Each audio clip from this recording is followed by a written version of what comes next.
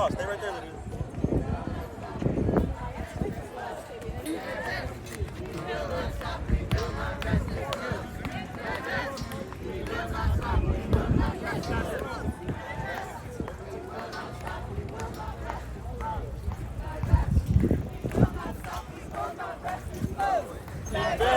Invest. We will not rest. This close. Invest. Invest. We will not stop. We will not rest. This close. Invest. We will not stop. We will not rest. This close. Invest. Invest. We will not stop. We will not rest. This close. Invest. Invest in We will not stop. We will not rest. This close. Divest. We will not stop. We will not rest. This close. Divest. We will not stop. We will not rest. This close. We will not stop. We will not rest. This close. Divest. We will not stop. We will not rest. This close. Divest. We will not stop. We will not rest. This close. Divest. UCLA faculty here to support our students.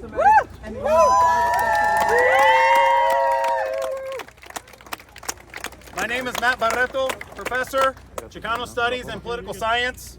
Today we're releasing a letter on behalf of UCLA faculty in support of our students. Shame on you. A group of us are going to read this letter. Segregate each other. We have over 200 supporters already. Expect those numbers to grow dramatically. What's going to happen tonight? May 1st, 2024.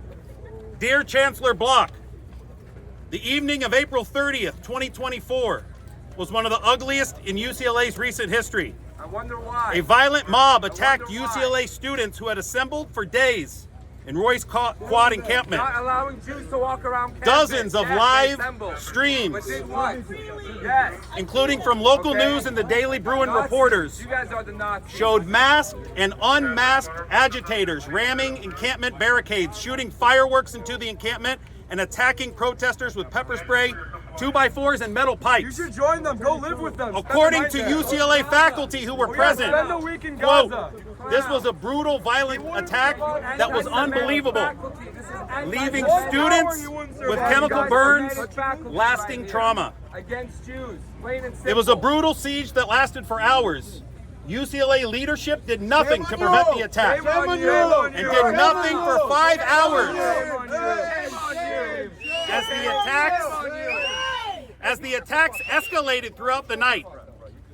If anything, Chancellor Block, your April 30 message requesting disbanding of the encampment and threatening to discipline students appeared to embolden the outside agitators. You abandoned UCLA students, leaving them to protect for themselves. The UCLA administration did nothing to intervene. At least 5 students were sent to the hospital, dozens more were wounded.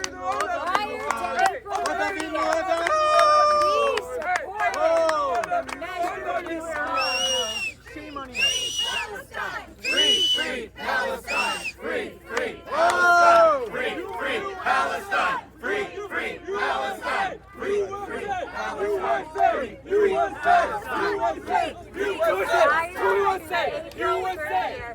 We supported the measured response UCLA took with regard to the lawful protest from our students currently encamped on Roy's Quad. The protest started with students being allowed to exercise their rights to free speech and assembly, with UCLA faculty and administration supporting these rights. In contrast to the raucous images from campuses in Texas, Georgia, and New York, or University Park, Los Angeles, UCLA began its response to the current protest as a model of respect and protection of student rights. You have now pivoted from this policy. Indeed, your April 30th email to our campus community calling the encampment unlawful and threatening disciplinary action against the encampment students may have created the spark that outside agitators needed to launch their attack on our students. Darlene?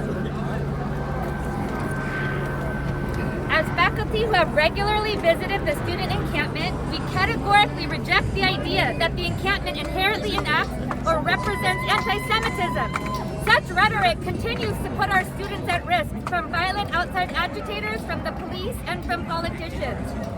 Last night's attack was part of a longer campaign to torment student protesters and incite violence at the encampment. Since Sunday, the student protesters have been subject to constant verbal, racial harassment. Mice were released into the camp, and a jumbotron has been blasting horrific sounds and traumatizing images, and fireworks have been shot into the camp, we suspect in an attempt to set the tents on fire. Una? Your persistent lack of protection for students engaged in lawful protest is unacceptable and represents a full failure of leadership of the entire senior campus administration. We hold you responsible for failing to protect our students' right to assemble, speak, and protest, and most of all, to be safe on their own campus. Following your failure to prevent or stop the violence against our students, we, the undersigned Senate and contingent faculty and staff at UCLA, demand that our university administration take the following steps to protect student protesters. Number one, no police actions against students or any UCLA personnel who are engaged in their First Amendment right to demonstrate and protest. Instead, please protect the safety of our students. Number two, allow the Palestinian Solidarity encampment to continue and remove any illegal designation. Number three, no disciplinary actions including suspension, expulsion, or other criminalizing measures against peaceful protesting students. Graham?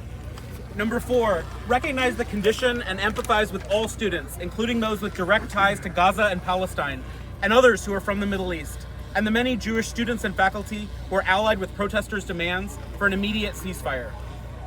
Number five, continue to listen to the SJP demands and to take them seriously. Engage in sincere talks with the students to hear their perspective, and publicly disclose UCLA investments, as have leaders at Brown and Northwestern.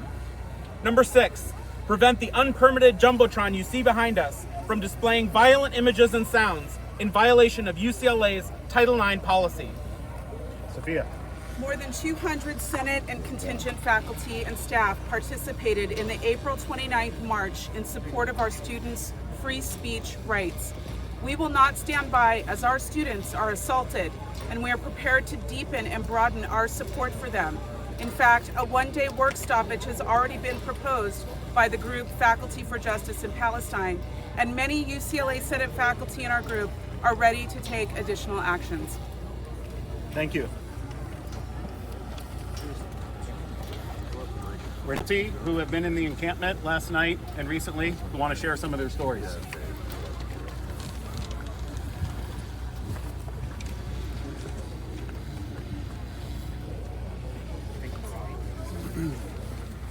Hello, I'm Nick Shapiro. I'm an assistant professor. Can you come a little more center, please, sir? Is it center? Center. Thank you.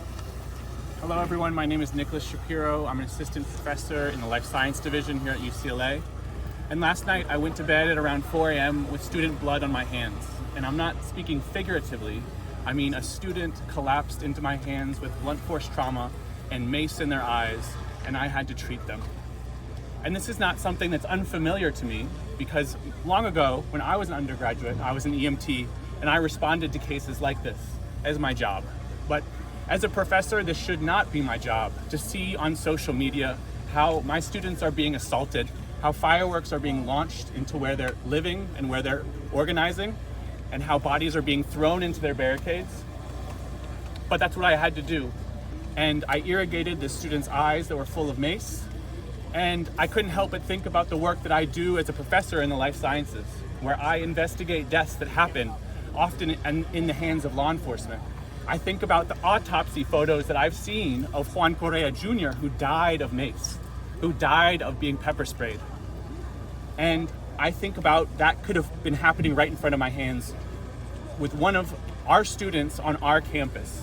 And this is not my job. This should not have happened to our students. And this is a failure of our institution, and we need to put a stop to it today. Thank you. All right.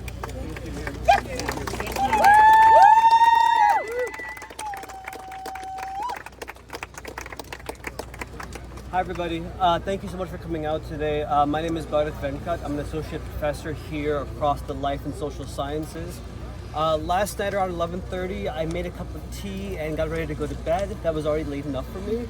And then I walked to the kitchen and my husband has Instagram Live on and I'm hearing fireworks and I'm wondering what's going on here, and he shows me and it's a live stream of what's happening right behind us. Fireworks being launched into the encampment, students being sprayed with mace, as you've already heard.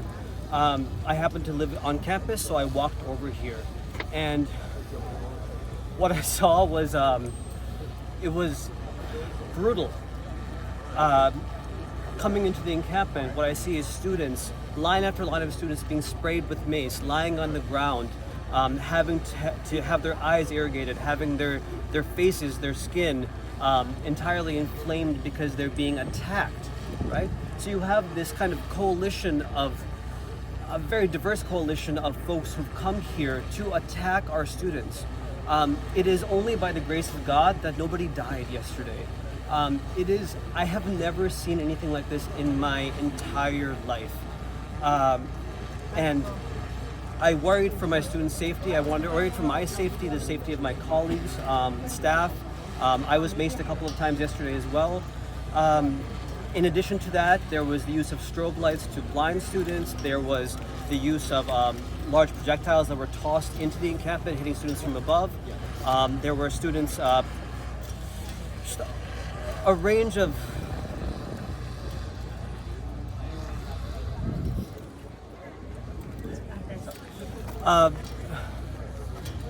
it felt like walking through a war zone. You walk around and you just see students lying on the ground, right? And they just keep coming in, and you see students yelling for a medic. And there are no medics other than other students there to take care of them. And they're just screaming as people try to pour saline or water into the eyes. They're screaming, they're crying, they're having a difficult time breathing. This shouldn't be happening anywhere, and this shouldn't be happening here at UCLA. And I just want to reiterate, this is an incredible failure of leadership. This is not what we should stand for. This is not what education should look like. This is not what this world should look like. And I'm here as a faculty member to support our students and to say, like, this has to stop. And I hope our leadership takes seriously what the students are asking of them. We are living in a world rife with violence, and I'm saddened that we've decided that this campus is also going to be a place of violence, and I hope that can change. Thank you.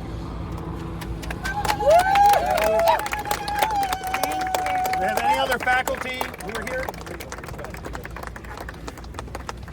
My name is Graham Blair. I'm an associate professor of political science, and I'm a member of the Faculty for Justice in Palestine group. I want to tell you what's been happening over the last 5 days here.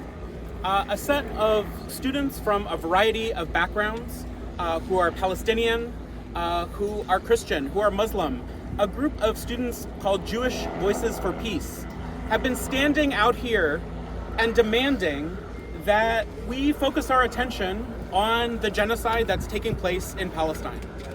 And this is a university campus. This is a place where we ought to be able to discuss difficult ideas, and everyone should be able to share their own perspective. And that's what these students have been doing. And then I want to tell you what's been happening during the day and especially at night, which is that a set of racist, anti-Palestinian, Islamophobic, sexist people have come here to try to disrupt their ability to share what they believe. And this has been allowed by the university administration to go on for 5 days. You are all here because of the escalation that took place last night, but I want to make it clear that this has been going on since the first day of the protest. And I also want to tell you about what the students who are inside the encampment have been doing to respond, which is nothing. They've been taking these racist, Islamophobic, sexist, anti-Palestinian comments, and they've been turning the other cheek. They have been allowing themselves to be maced and pepper sprayed and to have fireworks shot at point-blank range towards them. And they have said nothing.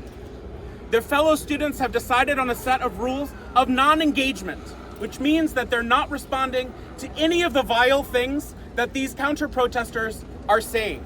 And they've chosen to do that because they want to center the voices of Palestinians, and they want to center their demands for the University of California to divest from its investments that are contributing to the war in Gaza.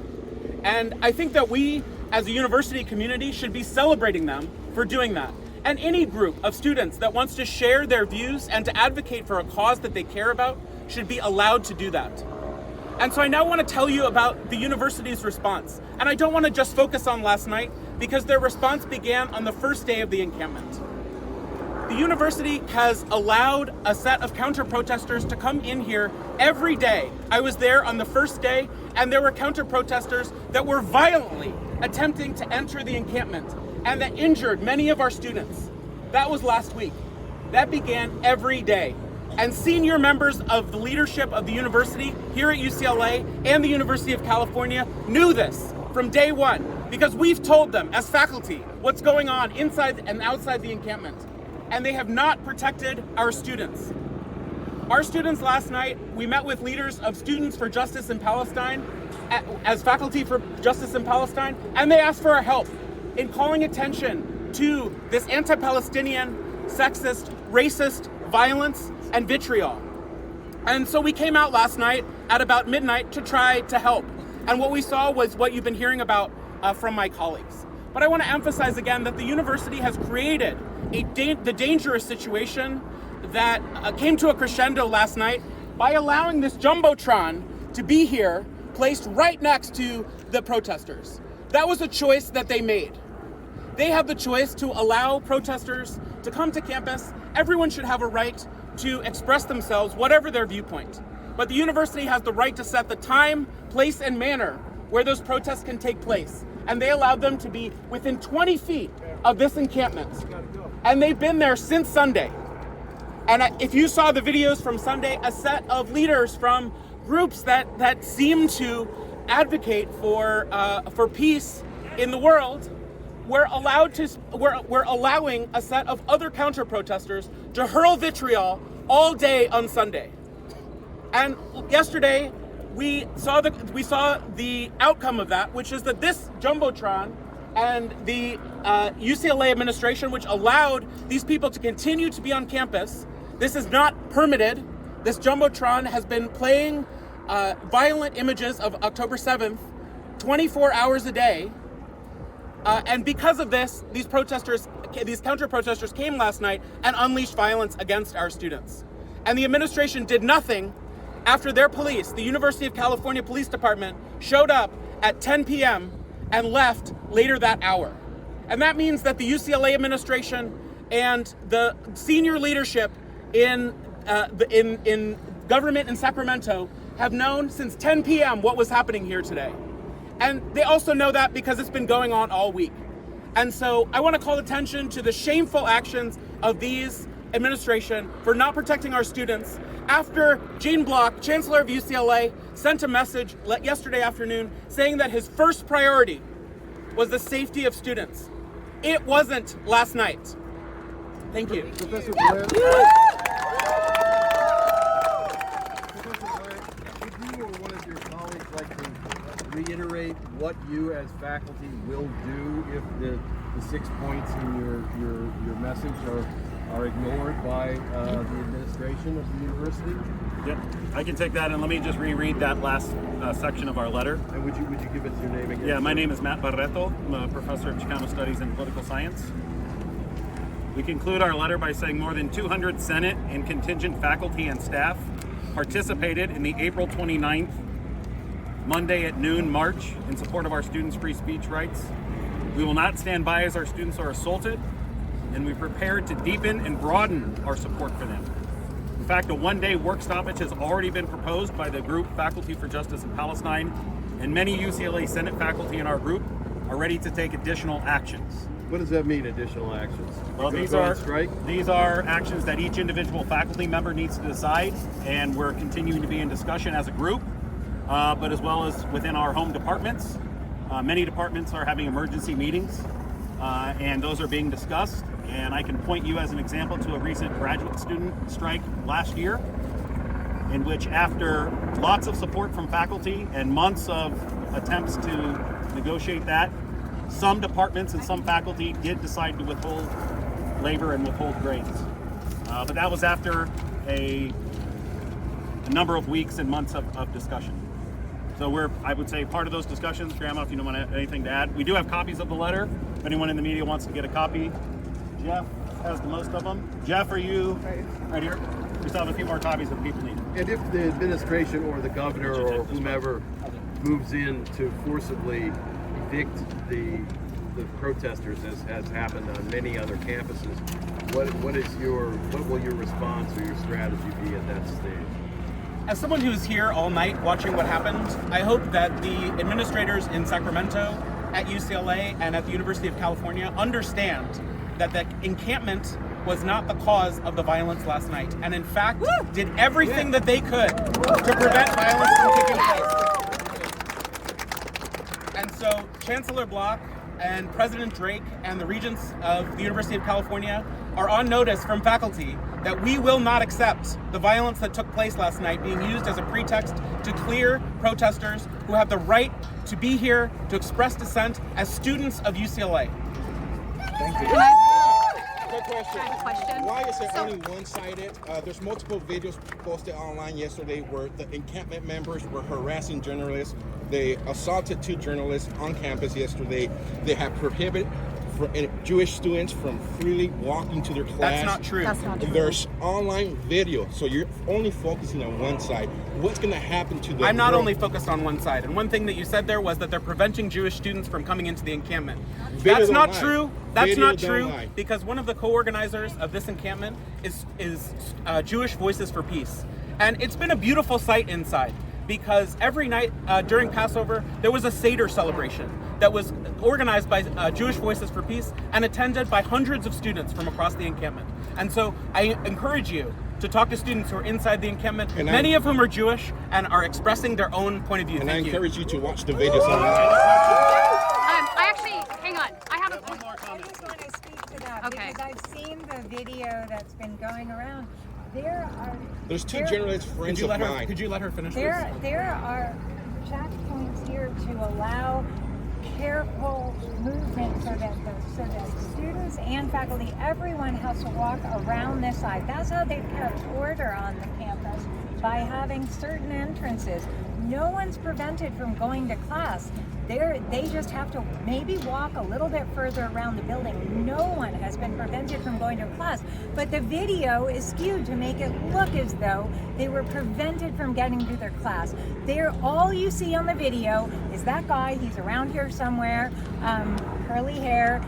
That guy talking to a couple of people who are letting people in slowly and making them go around, and then he uses it. Do you see? I'm being kept out. He's not kept out of his class. Not a single student has been kept from going to class. And if they portray it that way, they're lying.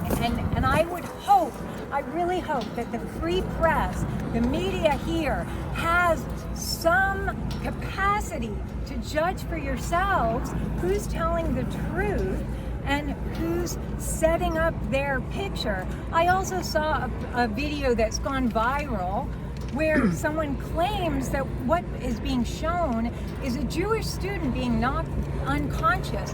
But if you look at that video, all you see is a bunch of people's feet.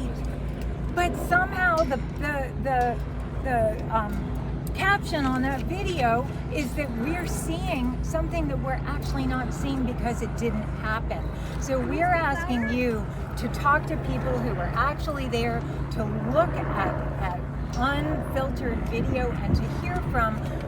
I'm a distinguished professor of law at UCLA School of Law. My colleagues here are all senior faculty. We're not making up stories for you, but some of these folks who have come in from I don't know where because of the opportunity to agitate on our campus, they've got some stories to tell you, and I really hope that you will take them with a grain of salt. Do all students pay the same tuition? Yeah, I do. Actually,